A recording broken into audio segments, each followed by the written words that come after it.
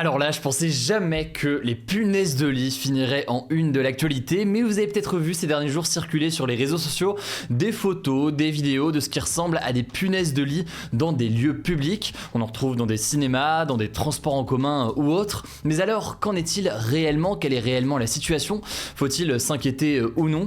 Salut, c'est Hugo, j'espère que vous allez bien. C'est le sujet à la une donc des actus du jour aujourd'hui. On va voir ça rapidement avant de passer ensuite aux autres actualités en bref avec Blanche. Et au passage, je me permets de le dire pour tous les nouveaux peut-être qui ont rejoint la chaîne ces derniers jours, ce format est aussi disponible en version écrite, en version newsletter par email chaque jour. Le lien est directement en description, ça permet de vous abonner et de recevoir chaque jour gratuitement l'essentiel de l'actualité à l'écrit avec des liens pour en savoir plus. Il y a aussi des recommandations culturelles ou autres qu'on fait de temps en temps sur le newsletter, donc n'hésitez pas à vous abonner chez moi, c'est pas encore le cas. On va déjà commencer par le tout début très rapidement. Il faut quand même, qu'est-ce que c'est que les punaises de lit?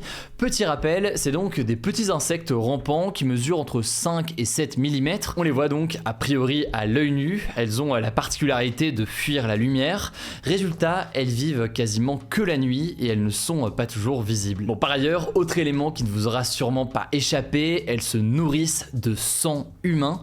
C'est pour ça qu'elles finissent par avoir une couleur marron-rouge et elles se cachent souvent sous les matelas, les sommiers, les lattes, mais aussi donc potentiellement dans des mobiliers ou des choses qu'on peut retrouver par exemple dans des cinémas ou alors dans des trains, des sièges par exemple qui peuvent être assez confortables et où donc ils peuvent se cacher. Bon, si je vous en parle aujourd'hui, c'est parce que ces derniers jours, ça ne vous aura pas échappé, on a vu énormément de messages, de photos, de vidéos, peut-être même que vous avez entendu des choses dans votre entourage, des messages disant qu'il y aurait de plus en plus de punaises de lit au cinéma, dans le métro ou encore dans des TGV. Et je reviens sur cette situation et sur les réactions des entreprises concernées juste après pour que l'on voit ce qu'il en est réellement. Alors je le disais, les punaises de lit, elles se nourrissent de sang humain, comme les moustiques par exemple, et donc elles piquent et laissent des petits boutons rouges qui peuvent gratter forcément, mais qui ne sont pas forcément très douloureux. Et certes, elles peuvent être impressionnantes et elles peuvent gratter, mais c'est tout de même important de noter qu'elles ne transmettent pas d'autres maladies ou quoi que ce soit. Bon, déjà, c'est important de préciser que ça n'a rien à voir avec l'hygiène. Vous pouvez avoir une maison ou un lieu plus globalement qui est très propre, mais qui se retrouve quand même avec des punaises de lit. Et alors, si c'est le cas, pourquoi est-ce qu'on en entend autant parler ces dernières années?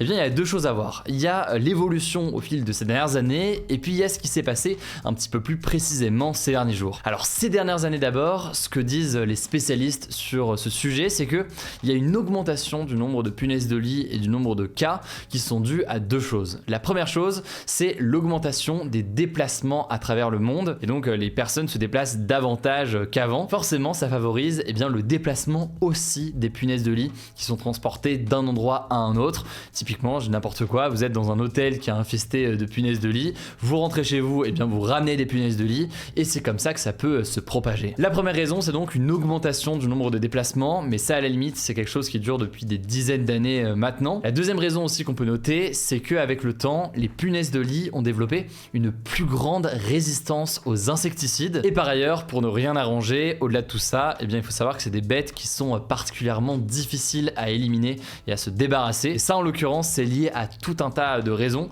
Je vous mets des liens en description pour en savoir plus. Mais alors, revenons à nos moutons, si je peux me permettre. Que se passe-t-il en France en ce moment? Eh bien, on a vu ces derniers jours un certain nombre de vidéos circuler, des vidéos qui montrent des punaises dans des cinémas, notamment dans des cinémas UGC en Ile-de-France, ou encore dans des trains ces derniers jours. Sur les réseaux sociaux, des témoignages se sont donc multipliés, photos et vidéos à l'appui. Mais cela dit, là-dessus, il faut quand même noter que c'est pas parce qu'il y a beaucoup plus d'échos et de messages ces dernières semaines qu'il y a forcément beaucoup plus de punaises de lit ces derniers jours, plus en tout cas que l'an dernier ou alors il y a 2 ans. En effet, l'écho qui a été donné à ce sujet-là, que ce soit sur les réseaux sociaux ou alors dans les médias, peut participer à gonfler en quelque sorte le sujet. Et donc gonfler, ça ne veut pas dire que le nombre de cas augmente, ça veut simplement dire que le nombre de signalements sur les réseaux sociaux augmente, avec donc des cas isolés qui sont mis en avant, alors que ce n'était pas forcément le cas jusqu'ici. Alors attention, ça ne veut pas dire que les cas en question sont faux, au contraire,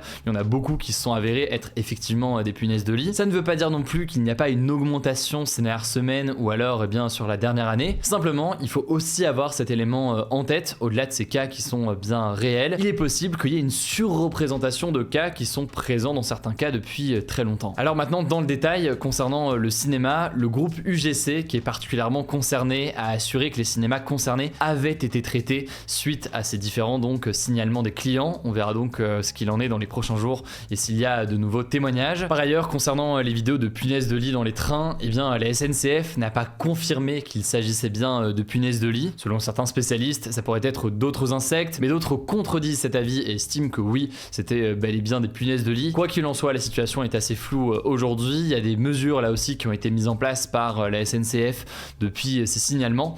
On verra donc ce qu'il en est dans les prochains jours. Ça me semblait donc en tout cas important de vous donner tous ces éléments de contexte et d'explication sur la situation. Ce qui est sûr forcément, c'est que c'est une source de stress souvent importante, surtout pour ceux qui se retrouvent à avoir des punaises de lit chez eux. Alors pour l'instant, le gouvernement n'a pas fait de recommandations particulières ou d'endroits particulièrement concernés. Bref, c'est important de rester vigilant, mais pas de panique ou d'inquiétude pour autant. Vous pouvez évidemment continuer à prendre le train, à sortir ou je ne sais quoi. Je vous laisse en tout cas avec Blanche pour les actualités en bref et je reviens juste après. Merci Hugo et salut tout le monde. On commence avec cette actu. Emmanuel Macron a annoncé ce dimanche au journal de 20h le rapatriement des troupes françaises et de son ambassadeur au Niger, un pays d'Afrique de l'Ouest, d'ici la fin de l'année 2023. Cette annonce a été saluée par le régime militaire qui a pris le pouvoir par la force fin juillet. Ils ont célébré, je cite, un moment historique dans la nouvelle étape de la souveraineté du Niger. La France refusait depuis plusieurs semaines de rapatrier son ambassadeur, lui qui ne reconnaissait pas la junte militaire comme autorité légitime. Il faut savoir que ce retrait de près de 1500 militaires français basés au Niger intervient après ceux du Mali et du Burkina Faso, où la France avait déjà été poussée vers la sortie par des groupes de militaires au pouvoir. Deuxième actu, et c'est une autre annonce d'Emmanuel Macron, il a déclaré vouloir mettre en place une nouvelle aide carburant calquée sur le chèque carburant mis en place début 2022. Alors comment ça va se passer ? Eh bien cette aide, ça va être un chèque de 100 € qui sera distribué chaque année aux ménages les plus modestes qui ont besoin de leur voiture pour aller au travail. Elle devrait concerner plus de 5 millions de foyers selon le ministère de l'économie. Mais cette aide reste à nuancer. 100 €, ça représente plus ou moins un seul plein d'essence pour les ménages les plus modestes dans l'année, ce qui est loin d'être suffisant pour compenser la montée des prix du carburant en France. D'ailleurs, Emmanuel Macron a fait plusieurs annonces ce lundi concernant la planification écologique en France. Il a notamment annoncé 700 millions d'euros de l'État pour bâtir 13 RER métropolitains dans plusieurs villes, donc des trains qui relient des grosses villes à leur banlieue. Il a aussi promis, je cite, de reprendre le contrôle des prix de l'électricité. Enfin, il s'est fixé l'objectif d'au moins 1 million de voitures électriques en 2027 produites en France. On aura l'occasion d'en reparler. Troisième actu, ce week-end, près de la moitié des sièges du Sénat ont été renouvelés. Le Sénat, c'est l'une des deux chambres du Parlement en France avec l'Assemblée nationale. À noter que ce ne sont pas les citoyens qui votent pour ces élections sénatoriales, mais des élus, donc des maires, des députés ou encore des conseillers municipaux. C'est donc une élection au suffrage universel indirect. Alors ce qu'il faut retenir, c'est que la droite, donc là on parle de plusieurs partis allant du centre droit à l'extrême droite, reste majoritaire. Elle a remporté 77 sièges sur les 170 qui étaient mis en jeu ce dimanche. Actuellement au Sénat, il y a donc 200 sièges classés à droite sur 348. D'ailleurs, le Rassemblement national a fait son retour au Sénat en gagnant 3 sièges. Le Parti socialiste est la deuxième force politique représentée au Sénat avec 64 sièges au total. Sinon, les communistes ont gagné 2 sièges et les écologistes 3. Et plusieurs figures de gauche assez connues ont fait leur entrée au Sénat, comme le communiste Yann Brossa et l'écologiste Yannick Jadot. Quatrième actu, le gouvernement français souhaite mettre en place plusieurs règles concernant la pornographie. Alors là, ça concerne plus précisément les acteurs et les actrices porno et pas vraiment le public. Et dans une tribune parue ce dimanche dans le journal du dimanche, la ministre déléguée chargée de l'égalité entre les femmes et les hommes, Bérangère Couillard, a déclaré vouloir mettre en place un droit à l'oubli rétroactif. En fait, c'est un moyen d'enlever d'Internet à tout moment des contenus sensibles pour les actrices porno. Cette mesure, elle fait suite à des révélations sur certaines productions qui auraient forcé des actrices à avoir des rapports sexuels ou avoir recours à des pratiques pour lesquelles elles n'étaient pas consentantes. Le gouvernement souhaite aussi que l'industrie du porno ne mette plus à disposition des scènes de torture et des actes barbarie effroyables. Je vais pas tout vous détailler, mais je vous mets des liens en description. Cinquième actu, à Hollywood aux États-Unis, un accord de principe a été trouvé entre les scénaristes et les studios ce dimanche après 5 jours de négociations, ce qui pourrait leur permettre de reprendre le travail. Si vous n'avez pas suivi, les scénaristes américains font grève depuis quasiment 150 jours pour obtenir des augmentations de salaire, mais aussi des garanties sur l'usage de l'intelligence artificielle dans leur métier qui pourrait, selon eux, à terme les remplacer. Cet accord, d'une durée de 3 ans, doit encore être approuvé par la direction du syndicat, la Writers Guild of America, avant d'entrer en vigueur. Les acteurs, de leur côté, restent en grève. Sixième actu, toujours en rapport avec la culture, on connaît le nom de l'artiste qui se produira à la mi-temps du Super Bowl, la finale de la Ligue de football américain. Il s'agit du chanteur américain Usher. C'est assez majeur car c'est l'événement le plus regardé à la télévision aux États-Unis. En tout cas, l'édition 2023 2024 aura lieu le 11 février à Glendale dans l'état de l'Arizona. On finit par cette actu. Pour la deuxième fois de l'histoire, un cœur de porc génétiquement modifié a été greffé sur un humain aux États-Unis. Le patient est un homme de 58 ans qui souffre d'une maladie cardiaque incurable. Pour le moment, il respire seul et son nouveau cœur fonctionne très bien, sans assistance. Le premier homme qui avait reçu une greffe de cœur de porc en janvier 2022 est malheureusement décédé 2 mois plus tard à cause de son mauvais état de santé. Alors, il n'y a pas de débat vendredi, il n'y a pas de débat non plus aujourd'hui. Ce sera tout du coup pour cette nouvelle plongée dans l'actualité. Je le disais, le lien de la newsletter, il est directement en description. Prenez soin de vous, prenez soin de nos proches, et puis je vous dis à demain pour une nouvelle vidéo.